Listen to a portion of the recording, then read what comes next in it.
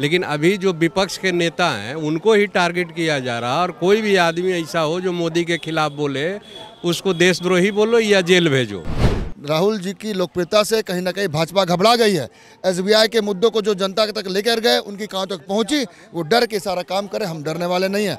हमने अंग्रेजों को भगाया था, अब इन चोरों को भगाएंगे। हमारा मांग है कि देश में जो बेरोजगारियां इतना है उस पर आपकी सोच क्या, महंगाई पे आपकी सोच, आपने जब सत्ता पे आए थे आपने जो जो वादे किए थे उसका क्या हुआ प्रश्न। मोदी जी भाजपा इस देश में किसी भी प्रासंगिक मुद्दे पर चर्चा होने नहीं दे रहे हैं।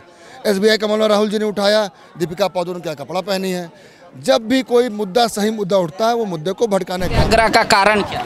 देखिए, सत्याग्रह का उद्देश्य साफ है कि देश में अराजकता, देश में बेरोजगारी, देश में महंगाई, देश में हमारा जो इतना नेहरू जी के द्वारा बनाए गए कल कारखाने, ट्रेन स्टेशन, एयरपोर्ट सब बिक रहे हैं। और उनकी दोस्ती अडानी जी से क्या 20,000 करोड़ रुपया जो ब्लैक मनी था वो कैसे आया उनका, हम इस बात के जानने के लिए तो उस पर उन्होंने राहुल गांधी पर उंगली उठाई। हमारा मकसद सिर्फ एक है कांग्रेस पार्टी का कि आप हम लोग को बता दें कि 20,000 करोड़ रुपया कहाँ से आए और अडानी और मोदी के रिश्ते क्या है। इस पे जेपीसी की मांग की, हम उसके लिए उपवास कर रहे हैं। हमारा मांग है कि देश में जो बेरोजगारियां इतना है उस पर आपकी सोच क्या, महंगाई पे आपकी सोच, आपने जब सत्ता पे आए थे आपने जो जो वादे किए थे उसका क्या हुआ प्रश्नवाचन चिन्ह। इसी को लेकर हम लोग सत्याग्रह कर रहे हैं। मोदी जी महंगाई आपके खिलाफ पूरा बवाल बनाए, उसके बाद वो आए सत्ता में।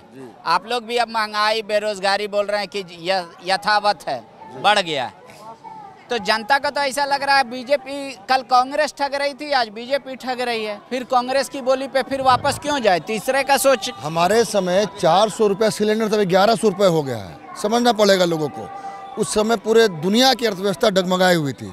एकमात्र देश जो सबसे मजबूत जिसको मानते हैं बैंक ऑफ अमेरिका भी बैंकरप्ट हो गया था। उस समय भारत उससे बहुत बेहतर स्थिति में थी। तो समय को समझना होगा।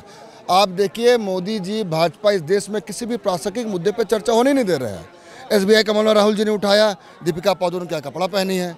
जब भी कोई मुद्दा सही मुद्दा उठता है वो मुद्दे को भड़काने का काम करते हैं। बायोम जो है मेडिकल प्रिपरेशन का एकमात्र संस्थान जहां है complete digital classrooms, video lectures, student tracking system, library facility and 100% result oriented rankers batch. Biome Hinoo एवं नगरा टोली रांची। लेकिन हम लोग कटिबद्ध है कि जब तक इस देश की जनता को उनका अधिकार दिला के नहीं रहेंगे, 15 लाख 2 करोड़ नौकरी, महंगाई, सीमा पे सुरक्षा, लाख पी लाख सब नहीं बाहर निकाल देंगे, तब तक ये संघर्ष चलता रहेगा। पांडे जी 24 तक जनता के कानों तक आप पहुंच जाएंगे? पहुंच गए। अगर नहीं पहुंचते तो राहुल जी को साजिश के तहत संसद से बाहर करने का काम भाजपा नहीं करती।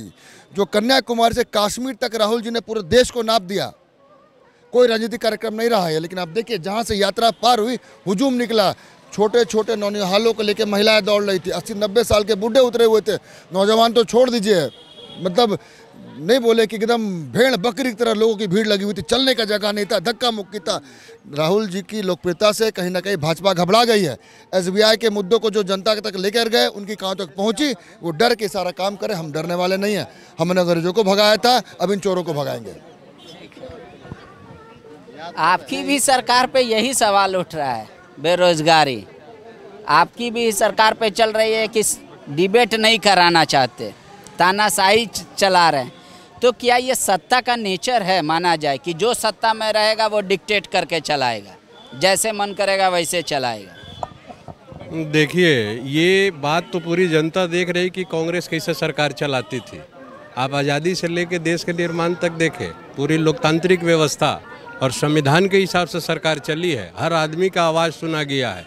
लेकिन अभी जो विपक्ष के नेता हैं उनको ही टारगेट किया जा रहा है। और कोई भी आदमी ऐसा हो जो मोदी के खिलाफ बोले उसको देशद्रोही बोलो या जेल भेजो।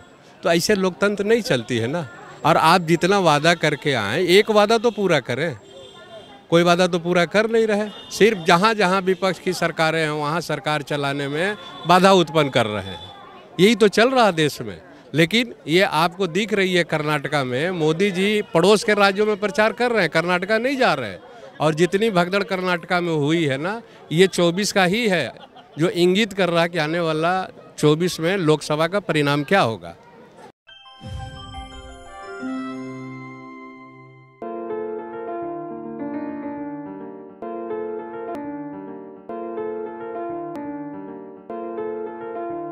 The follow-up.in. Like, share, and subscribe. www.thefollowup.in